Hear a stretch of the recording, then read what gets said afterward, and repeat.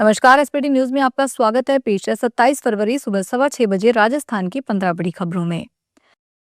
राजस्थान के Pokhran field firing range में भारतीय वायुसेना का सबसे बड़ा युद्धाभ्यास वायु शक्ति 2026 आज 27 फरवरी को होगा। युद्धाभ्यास में सशस्त्र बलों के सर्वोच्च कमांडर द्रौपदी मुर्मू भी मौजूद रहेंगी। वे 2 दिवसीय जैसलमेर दौरे पर हैं। वे गुरुवार शाम करीब 7:30 बजे जैसलमेर पहुंची।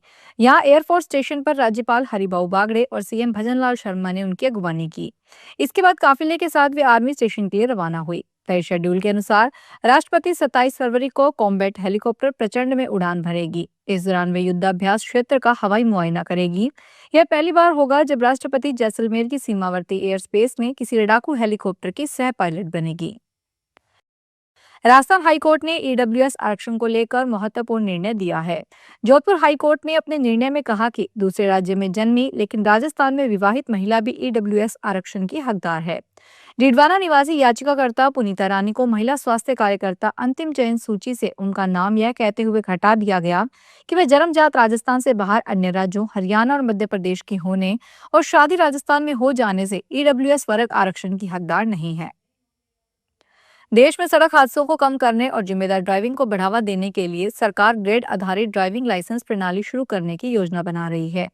इससे ट्रैफिक नियम तोड़ने पर लाइसेंस रद्द या निलंबित करने का प्रावधान होगा। केंद्रीय सड़क परिवहन और राजमार्ग मंत्री नितिन गडकरी ने कहा कि हर साल देश में लगभग 1,08,000 लोगों की मौत सड़क हादसों में होती है। उन्होंने कहा कि लोगों की जान बहुत कीमती है और सरकार सड़क सुरक्षा के लिए कई अहम कदम उठा रही है। ट्रैफिक नियमों के उल्लंघन पर जुर्माना बढ़ाया गया है, लेकिन सबसे बड़ी समस्या नियमों का सही पालन करवाना है। लोगों में कानून का डर और सम्मान कम है।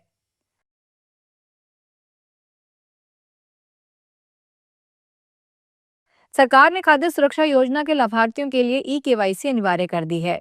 ई केवाईसी नहीं करवाने के कारण प्रदेश में अब तक 26 लाख लोगों के नाम खाद्य सुरक्षा सूची से हटा दिए गए हैं। ऐसे लोगों को अब सरकारी सस्ता राशन नहीं मिलेगा। प्रदेश में पिछले 3 वर्षों में 79 लाख अपात्रों के नाम खाद्य सुरक्षा सूची से हटाए गए हैं। कोटा जिले में ई केवाईसी नहीं करवाने के कारण करीब 50,000 तथा कुल 1,70,000 अपात्र लोगों के नाम हटाए गए हैं। सरकार की ओर से खाद्य सुरक्षा में अपात्रों के स्वेच्छा से नाम हटाने के लिए गिव अप अभियान चलाया जा रहा है। केरल हाईकोर्ट ने गुरुवार को फिल्म द केरला स्टोरी 2 की रिलीज पर रोक लगा दी है। कोर्ट ने सेंसर सर्टिफिकेट को लेकर उठे सवालों के बाद central board of film certification को दोबारा फिल्म का रिव्यू करने का निर्देश दिया। फिल्म शुक्रवार यानी 27 फरवरी को रिलीज होने वाली थी। कुछ लोगों ने कोर्ट में याचिका दायर कर कहा कि फिल्म का नाम और कहानी केरल की छवि खराब कर सकती है।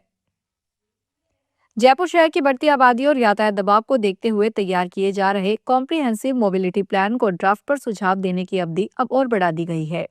जयपुर विकास प्राधिकरण ने नागरिकों की सक्रिय भागीदारी सुनिश्चित करने के उद्देश्य से सुझाव और अभिमत भेजने की अंतिम तिथि 7 दिन का विस्तार किया है। अब इच्छुक नागरिक, विशेषज्ञ और संस्थान 6 मार्च 2026 शाम 6 बजे तक अपने सुझाव भेज सकेंगे। यह योजना जयपुर की आने वाली दशकों की परिवहन जरूरतों को ध्यान में रखते हुए तैयार की जा रही है। इसके साथ ही गैर मोटर चालित परिवहन जैसे साइकिल, ट्रैक और पैदल पथ को भी बढ़ावा देने की रणनीति शामिल है, ताकि पर्यावरण संरक्षण के साथ सुगम आवाजाही सुनिश्चित हो सके।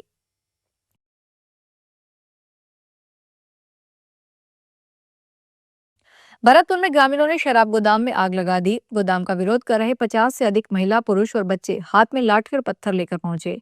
भीड़ गोदाम के शटर और जालियां तोड़ने लगी। यह देख अंदर काम कर रहे 3 कर्मचारियों ने उग्र भीड़ को रोकने का प्रयास किया, लेकिन भीड़ में से कुछ लोगों ने गोदाम में आग लगा दी।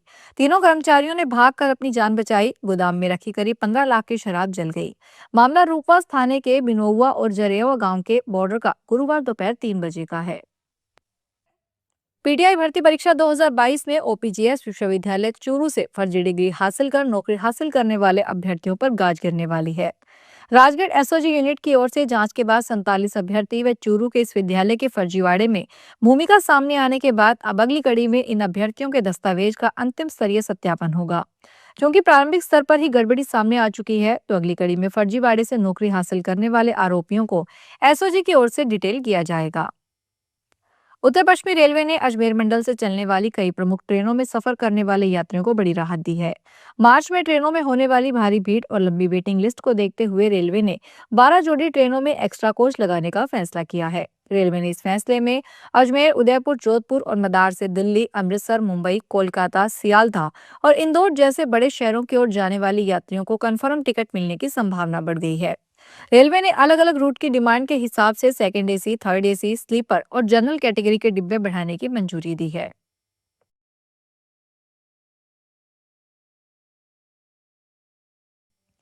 सीकर में शुक्रवार को एकादशी पर 11:15 बजे बाबा खाटू श्याम जी चांदी के रथ में सवार होकर नगर भ्रमण को निकलेंगे। इस दौरान बाबा का नीला घोड़ा भी साथ रहेगा। 3 मार्च को चंद्र ग्रहण होने के चलते मंदिर पूरे दिन बंद रहेगा। इसके बाद 5 मार्च को तिलक होने के चलते भी मंदिर में दर्शन कई घंटे के लिए बंद रहेंगे।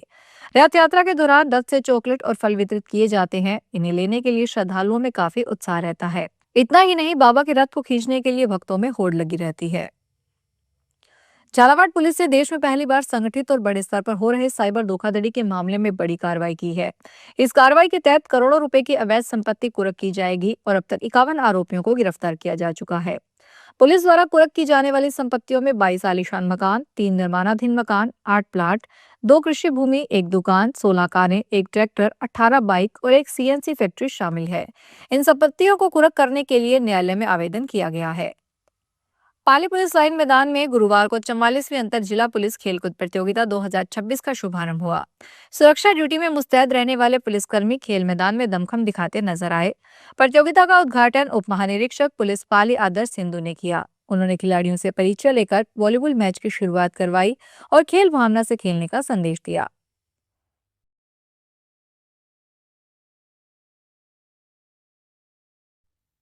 स्वच्छता ब्रांड एम्बेसडर के गुप्ता गुरुवार को नागौर जिले के दौरे पर रहे। के गुप्ता ने नागौर नगर परिषद सभागार में जिले के समस्त शहरी निकायों, जल जीवन मिशन और सीवरेज प्रोजेक्ट से संबंधित अधिकारियों की बैठक ली। के गुप्ता ने कहा कि शौचालयों की सफाई का टेस्ट करना हो तो अपने घर से करो। माताएं बहनें सुरक्षित वहां से वापस आ जाए तो समझो साफ है। कई स्थानों पर शौचालयों की स्थिति इतनी बुरी है कि वहां 5 मिनट कोई रुक जाए तो बेहोश हो जाए। उन्होंने कहा, एक बात याद रखना, टॉयलेट निकायों के मंदिर होते हैं। मैंने तो ट्राइबल एरिया के शौचालयों में एसी लगवा दिए थे।